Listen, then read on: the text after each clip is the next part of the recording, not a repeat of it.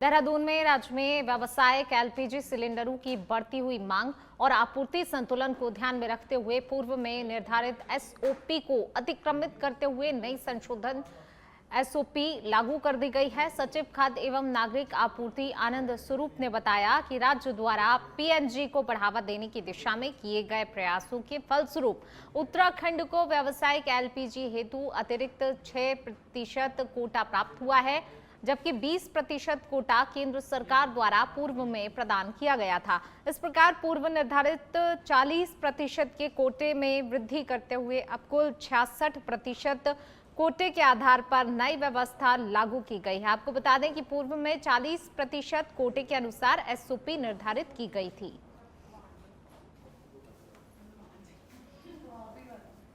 तो सचिव आनंद स्वरूप ने संशोधित एसओपी जारी की है। व्यावसायिक एलपीजी सिलेंडर वितरण के लिए ये नई एसओपी जारी की गई है। राज्य को मिला है अतिरिक्त 26% का कोटा। जिस तरीके से अभी जो है ये नई एसओपी जारी हुई है, सचिव आनंद स्वरूप ने जो है एसओपी जारी की है नई, जिसमें एलपीजी सिलेंडर वितरण के लिए नई एसओपी को जारी किया गया। राज्य को इसके तहत 26% का कोटा अतिरिक्त कोटा मिला है।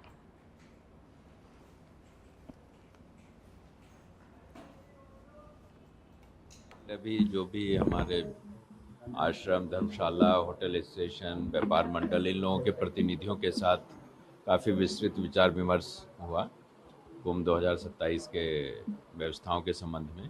उनके बहुत अच्छे सुझाव भी आए। उसके पश्चात अधिकारियों के साथ भी तैयारियों के संबंध में विचार विमर्श किया गया और उनको आवश्यक दिशा निर्देश भी दिए गए।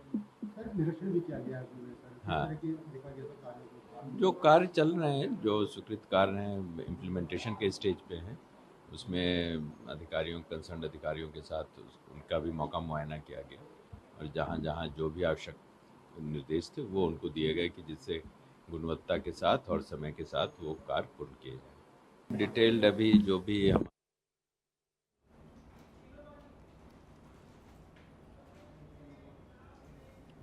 देहरादून में मुख्यमंत्री पुष्कर सिंह धामी ने राज्य के विभिन्न विकास कार्यों के लिए कुल 53.56 करोड़ रुपए की वित्तीय स्वीकृति प्रदान की है, जिसमें नगरीय अवस्थापना, सड़कों का विकास, विद्युत आपूर्ति, चमोली में आपदा से क्षतिग्रस्त संपत्तियों का पुनर्निर्माण, डिजिटल फॉरेंसिक लैब की स्थापना और डॉक्टर भीमराव अंबेडकर की प्रतिमा और स्मृति द्वार निर्माण शामिल हैं।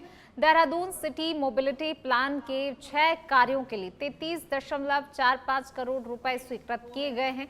तो वहीं नेशनल फॉरेंसिक साइंस यूनिवर्सिटी के माध्यम से डिजिटल फॉरेंसिक लैब स्थापना हेतु 11.27 करोड़ रुपए मंजूर हुए हैं। चमोली में आपदा प्रभावित 85 आवासीय भवनों और 17 मृतकों के आश्रितों के लिए 2 करोड़ रुपए राहत राशि स्वीकृत की गई है। इसके अलावा हरिद्वार के झबरेड़ा में अंबेडकर प्रतिमा, चंपावत में विद्युत आपूर्ति, सड़क निर्माण और अल्मोड़ा में बिजली के पोल और स्वर्गीय सुरेंद्र सिंह जीना स्मृति द्वार निर्माण के लिए भी धनराशि मंजूर की गई है।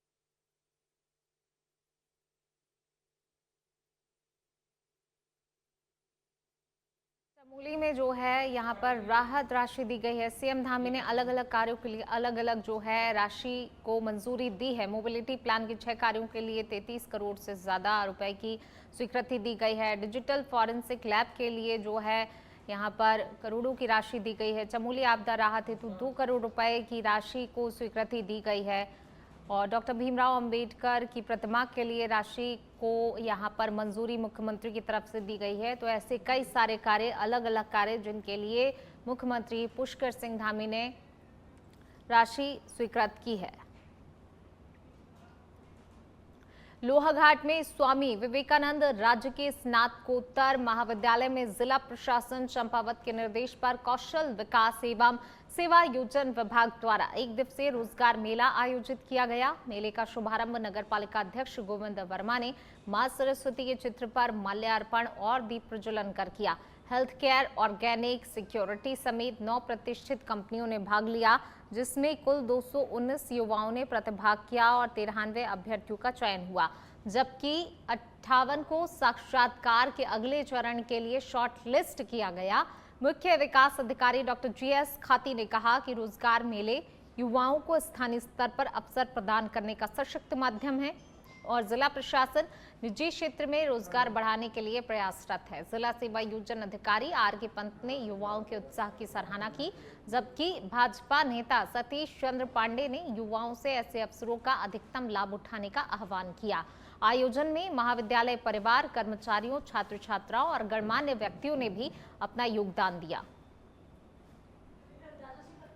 तो स्वामी विवेकानंद कॉलेज में रोजगार मेला आयोजित किया गया, जहां पर बड़ी संख्या में जो है युवा पहुंचे। 9 कंपनियों ने इसमें हिस्सा लिया था। तो लोहाघाट से ये खबर आपको बता रहे हैं। 219 युवाओं ने भाग लिया, जिसमें से 93 युवाओं का चयन हुआ है। 9 कंपनियां यहां पर पहुंची हुई थी। इस रोजगार मेले में 58 युवाओं को अगले साक्षात्कार के लिए शॉर्टलिस्ट भी किया गया। तो देखिए, बड़ी संख्या में यहाँ पर रोजगार के लिए जो है पाने के लिए युवा पहुंचे हुए थे, जिन्हें कंपनियों ने चयनित भी किया है और कुछ को अगले साक्षात्कार के लिए जो है चयनित भी किया गया है, शॉर्टलिस्ट किया गया है। बढ़ेंगे आगे, बात अगली खबर की। देहरादून से बड़ी राजनीतिक खबर सामने आई है, जहां पर हरक सिंह रावत ने दावा किया है कि भारतीय जनता पार्टी के कई सिटिंग विधायक उनके संपर्क में हैं। कांग्रेस चुनाव प्रबंधन समिति के अध्यक्ष रावत ने कहा कि हालांकि पार्टी उन्हीं नेताओं को शामिल करेगी जो चुनाव जीतने की मजबूत स्थिति में होंगे, लेकिन हाईकमान ने बिना शर्त सदस्यता देने की बात भी कही है। उन्होंने ये भी कहा है कि भाजपा में उनके व्यक्तिगत संबंध मजबूत हैं और वे जब चाहें कई नेताओं को कांग्रेस में शामिल करा सकते हैं। इसके अलावा शिक्षा विभाग के 250 से लेकर 300 रिटायर अधिकारी भी उनके संपर्क में बताए जा रहे हैं, ऐसा भी उनकी तरफ से दावा किया गया है। आगामी उत्तराखंड विधानसभा चुनाव को देखते हुए प्रदेश में राजनीतिक गतिविधियां जो हैं तेज हो गई हैं। जहां एक और दल बदल का सिलसिला जारी है, तो वहीं दूसरी ओर सभी पार्टियां अपने अपने संगठन को मजबूत करने में जुटी हुई हैं। अभी तो शुरुआत हुई है। हम देखिए, मैं एक बात बताऊं मैं आपको, सम्मिलित कराने के लिए तो हम इतने लोगों को सम्मिलित करा दें जो भाजपा के सिटिंग विधायक भी हैं, वो भी हमारे संपर्क में है। लेकिन अब हम ये देख रहे हैं, माना मैं उदाहरण नहीं दूंगा, नाम नहीं लूंगा, माना एक विधानसभा हम देख रहे हैं, ये सिटिंग विधायक है, अगर ये भाजपा इसको माना टिकट नहीं देती है या हम इसको अपने यहाँ सम्मिलित कर लेते हैं, पहली टिकट दे न दे भाजपा, हमने इसको सम्मिलित कर लिया, हम उसके आंकलन कर रहे हैं कि वो वहां जीतने की स्थिति में है कि नहीं। पता लगा जो है हमने ज्वाइन करा लिया, अब वो भाजपा से भी जीतने की स्थिति में नहीं है और हमारे यहाँ भी जीतने की स्थिति में नहीं है, तो ऐसे ज्वाइन कराने से क्या होना है। तो हम अब इस समय हर व्यक्ति को, अगर अभी तो हालांकि ज्वाइनिंग में कोई। चलिए बढ़ते हैं आगे, बात अगली खबर की। उत्तराखंड के खटीमा और रुद्रपुर से खबर, जहां पर एक पत्रकार पर दर्ज मुकदमे के विरोध में प्रेस क्लब सड़कों पर उतर आया है। कुमाऊं युवा प्रेस क्लब के बैनर तले पत्रकारों ने प्रदर्शन किया। प्रदर्शन करते हुए प्रशासन के खिलाफ अपनी आवाज बुलंद की और मुकदमा वापस लेने की मांग की गई। पत्रकारों का कहना है कि ये कार्रवाई प्रेस की स्वतंत्रता पर सीधा हमला है और इसे किसी भी कीमत पर बर्दाश्त नहीं किया जाएगा। तो देखिए, प्रेस क्लब का ये विरोध प्रदर्शन देखने को मिला है। पत्रकार लामबंद हुए और यहाँ पर प्रदर्शन किया गया। प्रेस की आज़ादी पर जिस तरीके से हमला हुआ, उसको लेकर कहीं ना कहीं एक तरफ पत्रकार चिंतित भी हों और दूसरी ओर पत्रकारों का आक्रोश भी अब देखने को मिल रहा है। पत्रकारों के समर्थन, जो पत्रकार है जिसके साथ ये मारपीट की घटना हुई है, उसके खिलाफ अब सारे ही पत्रकार लामबंद हो गए हैं। पत्रकारों का प्रदर्शन देखने को मिला है, काफ़ी ज़्यादा आक्रोशित हैं ये पत्रकार और देखिए जो है सभी एकत्रित हुए और अपनी आवाज़ को बुलंद किया। आज हम सभी पत्रकार साथी युवा प्रेस क्लब तरफ से हमने आज जिलाधिकारी महोदय को एक ज्ञापन दिया है। जो हमारे पत्रकार साथी खटीमा के हैं दीपक फुलेरा जी, उन पे क्या कहते हैं एक खबर प्रकाशित की थी उन्होंने, जो गैस की कालाबाजारी चल रही है, जो पूरे जिले में नहीं पूरे उत्तराखंड में पूरे भारत में चल रही है, और जो पत्रकारों को दिखा रहे हैं, लेकिन एक तानाशाही रवैया चल रहा है कि कोई भी पत्रकार के खिलाफ। देहरादून से खबर, देहरादून में पुलिस महकमे में बड़ा फेरबदल देखने को मिला है। जी हां, 3 थानाध्यक्ष समेत 30 अधिकारियों के तबादले किए गए हैं। आधी रात को ट्रांसफर सूची जारी हुई। कानून व्यवस्था मजबूत करने के लिए ये बड़ा फैसला माना जा रहा है। 3 थानाध्यक्ष समेत 30 अधिकारियों के तबादले किए गए। तबादलों की लिस्ट जारी हो गई है। पुलिस विभाग में हलचल भी मची है।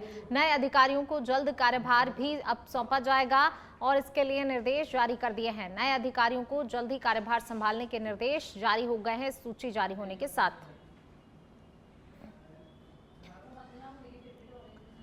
तो देहरादून से ये खबर आपको बता रहे हैं, 3 थाना अध्यक्ष समेत 30 अधिकारियों के तबादले किए गए हैं। ये लिस्ट जारी हुई है। आधी रात को ये ट्रांसफर की सूची जारी हुई है। देहरादून में पुलिस महकमे में अब बड़ा फेरबदल देखने को मिला है। 3 थानाध्यक्ष समेत 30 अधिकारियों के तबादले। ये वो नाम 30 नाम जिन अधिकारियों के नाम इसमें शामिल हैं। इस लिस्ट में आधी रात को ये ट्रांसफर सूची जारी हुई है और इसके लिए ये कहा जा रहा है कि कानून व्यवस्था मजबूत करने के लिए ये एक बड़ा फैसला लिया गया है, जिसमें 3 थानाध्यक्षों का तबादला और साथ ही कई अन्य अधिकारियों के तबादले शामिल हैं।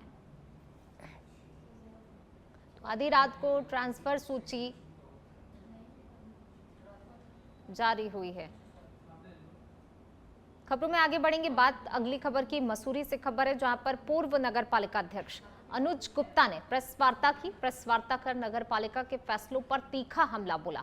उन्होंने कहा कि पर्यटन नगरी में पहले से ही पार्किंग की भारी कमी है और ऐसे में एकमात्र पार्किंग स्थल पर वेंडर जोन बनाना पर्यटकों और स्थानीय लोगों के लिए बड़ी परेशानी खड़ी करेगा। उन्होंने आरोप लगाया कि नगर पालिका द्वारा डिग्री कॉलेज की भूमि पर प्लॉटिंग कर अपने चहेतों को लाभ पहुंचाने की कोशिश की गई है और इस दौरान संरक्षित प्रजाति के पेड़ों की कटाई भी की गई है। इस मामले में उच्च न्यायालय में याचिका दायर होने के बाद कोर्ट ने नगर पालिका को फटकार लगाते हुए जवाब मांगा है, जिससे मामला और अधिक तूल पकड़ता जा रहा है।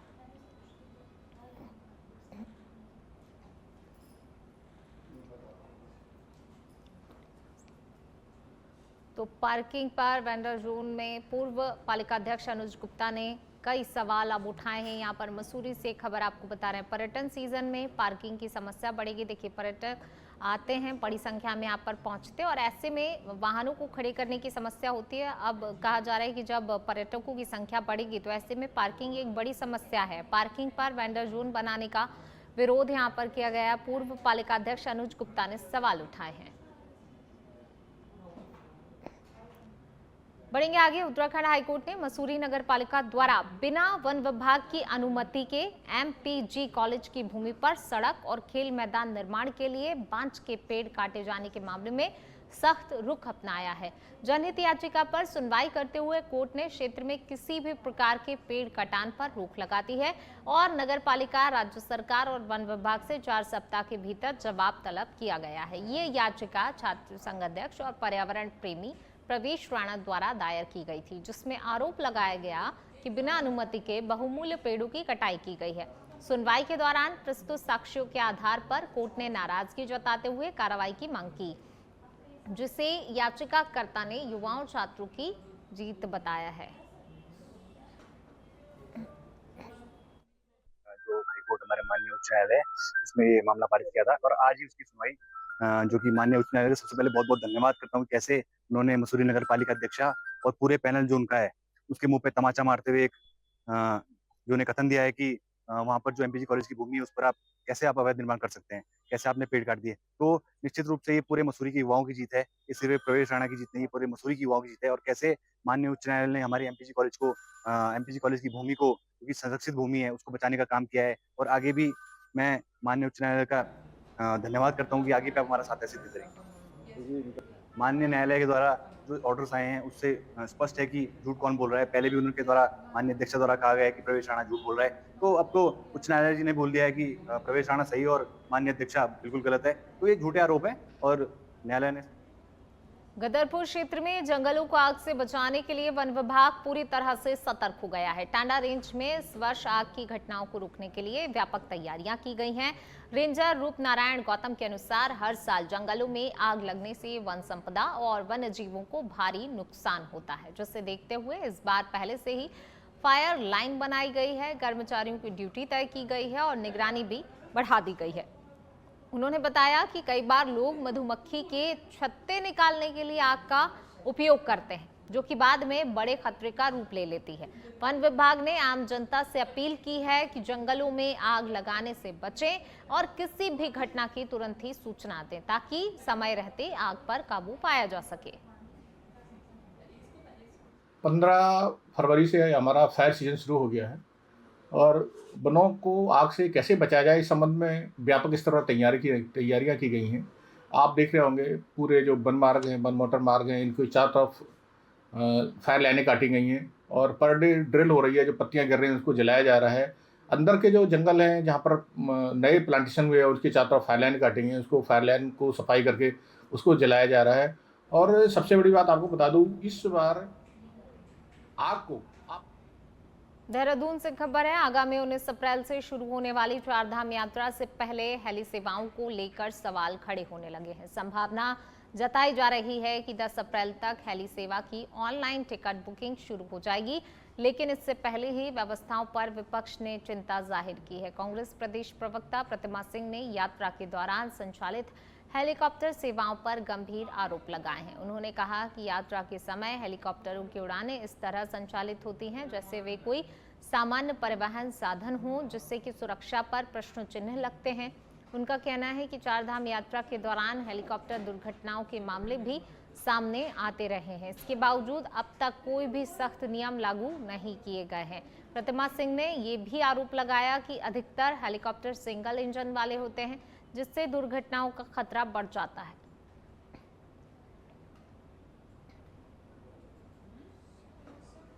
कई बार आपने देखा कि कितनी सारी जो है घटनाएं हुई हैं हेलीकॉप्टर को लेकर के और कितने लोगों की मृत्यु भी हुई है। उसके बाद कई बार कई नियम जो है निकाले गए, लेकिन उनको ताक पे रखने का कार्य किया। एक महत्वपूर्ण बात यह है कि सिंगल एक हमारा जो भौगोलिक परिस्थिति है, हम जो जिस तरीके का वेदर है उसमें आप सिंगल इंजन का जो अगर हेलीकॉप्टर यूज़ करते हैं तो दिक्कतों का सामना करना पड़ता है। और ये हेलीकॉप्टर नहीं है, ये धामी जी के राज में हवा में उड़ने वाले, आसमान में उड़ने वाले चलिए बढ़ेंगे आगे। बात अगली खबर की। रुद्रपुर विधानसभा क्षेत्र में विधायक शिव अरोड़ा ने 3.83 करोड़ रुपए की लागत से लगभग 9 किलोमीटर सड़कों के निर्माण की सौगात दी है। गुरुवार को अपने कार्यालय में आयोजित प्रेस वार्ता में उन्होंने बताया कि भूरा रानी शांति विहार होते हुए छतरपुर तक 5 किलोमीटर मोटर मार्ग के लिए 2.47 करोड़ रुपए स्वीकृत किए गए हैं। ये मार्ग करीब 50,000 आबादी को जोड़ता है और लंबे समय से जर्जर हालत में था। इसके अलावा मानूनगर महतोश मोड़ से अलख देवी मार्ग, मुकदरपुर और आंतरिक मार्ग और केशवपुर मुख्य मार्ग से शमशान तक सड़क निर्माण हेतु भी धनराशि स्वीकृत की गई है। विधायक शिव अरोड़ा ने कहा कि मुख्यमंत्री पुष्कर सिंह धामी के नेतृत्व में रुद्रपुर में विकास कार्य तेजी से हो रहे हैं, आगे बढ़ रहे हैं और शहरी से ग्रामीण क्षेत्रों तक सड़क नेटवर्क को मजबूत भी लगातार किया जा रहा है। अपने विधानसभा क्षेत्र रुद्रपुर के लिए माननीय मुख्यमंत्री पुष्कर सिंह धामी जी के आशीर्वाद से ऐसी सड़कें जो पिछले 20-25 सालों से जर्जर थी, उनके प्रस्ताव दिए। उसमें 9 किलोमीटर की सड़कें 4 करोड़ रुपए की लागत से अभी स्वीकृत हुई हैं, जिसमें एक मुख्य सड़क 5 किलोमीटर की भूरा रानी शांति विहार छतरपुर होते हुए की मार्ग है, जो बहुत दुर्सा में था, और 3 सड़कें हमारी ग्रामीण क्षेत्र की हैं। वो सभी सड़कें जिनकी जर्जर हालत थी और इस क्षेत्र में निरंतर विकास की जितनी भी संभावना है, विकास की योजनाएं लाई जा रही हैं, माननीय मुख्यमंत्री के आशीर्वाद से लाई जा रही हैं। और अभी तक इस प्रकार की सड़कें जो 20 साल 25 साल पूर्व से बहुत दुर्सा में थी, उन सभी सड़कों का निर्माण कार्य या तो हो चुका है या उधम सिंह नगर जिले के खटीमा में चर्बी से भरे कैंटर के पकड़े जाने के बाद प्रशासन ने अवैध कटान और पशु अवशेषों के कारोबार के खिलाफ बड़ी कार्रवाई की। इस्लाम नगर गोटिया क्षेत्र में तहसीलदार वीरेंद्र सजवान के नेतृत्व में प्रशासन, पुलिस और नगर पालिका की संयुक्त टीम ने सलाद हाउस के पास से एक मकान और उसके सामने के परिसर में छापेमारी की। इस दौरान भारी मात्रा में जानवरों की खालें और हड्डियां बरामद की गईं। मामले की गंभीरता को देखते हुए प्रशासन ने तुरंत मौके पर ही संबंधित मकान को सील करने की कार्रवाई शुरू कर दी, जबकि बरामद अवशेषों को नगरपालिका की टीम द्वारा सुरक्षित तरीके से निस्तारित कराया गया। वहीं तहसीलदार ने स्पष्ट कहा कि इस अवैध कारोबार में शामिल किसी भी व्यक्ति को बख्शा नहीं जाएगा। फिलहाल पुलिस और राजस्व विभाग की टीमें इस पूरे नेटवर्क की जांच करने में जुटी हुई हैं और दोषियों के खिलाफ सख्त कानूनी कार्रवाई की तैयारी की जा रही है। प्रतिबंधित स्थान से था, उसका कटान यहाँ अवैध तरीके से इस्लाम नगर ये गोटिया के अंदर चल रहा था, स्लॉटर हाउस के ठीक सामने पे। इसमें खटीमा पुलिस प्रशासन और तहसील प्रशासन की संयुक्त कार्रवाई से ये सब कुछ सामने आया है और प्रशासन इसको कब्जे पे लेके इसको दफनाने की कोशिश कर रहा है, प्रयास कर रहा है। और यदि ये जो मकान है जहाँ पर ये अवैध कटान चल रहा है, ये जो दोषी है, अगर ये सरकारी जमीन पाई जाती है तो इसका भी कुछ ना कुछ विचार करके प्रशासन इसमें भी कार्रवाई करने को आगे बात देखेगा। और यदि ऐसा होता है तो ये एक नज़ीर बनेगी भविष्य में इस प्रकार का कदम। ये भी लगातार शिकायतें आ रही कि जो इस्लाम नगर गोटिया की तरफ अवैध रूप से पशुवध हो रहा है और उसका मांस की बिक्री की जा रही है। इसी कार्यक्रम के तहत आज नगरपालिका परिषद और प्रशासन और पुलिस प्रशासन पशु चिकित्सा अधिकारी द्वारा ये संयुक्त रूप से ये अभियान चलाया गया कि जिसमें कि अवैध रूप से जहाँ पशु कटते हैं उसकी जांच की जाए और अभी तक उस पर कार्रवाई की जाए। उसके तहत आज यहाँ पे इस्लाम नगर गोटिया में एक संदिग्ध स्थान पर कुछ खालें जिनकी संख्या 400-500 से अधिक हो सकती है, नमक लगी खालें हैं और हड्डियां बरामद हुई है कि जो बहुत बड़ी तादाद में है, जिससे कि ये संभावना है कि यहाँ पर पशुवध होता है और पशुवध होने के बाद उसकी अवैध रूप से बिक्री की जाती है। इसके तहत आज यहाँ पे आए और इसका सैंपल भरते हुए जांच के लिए भेजा जा रहा है और अवशेष जो है उसको निष्ठाई करने की कार्रवाई की जाएगी। आगे जो भी कार्रवाई हो जाएगी, अगर ये मकान अवैध रूप से पाया जाता है नदी के किनारे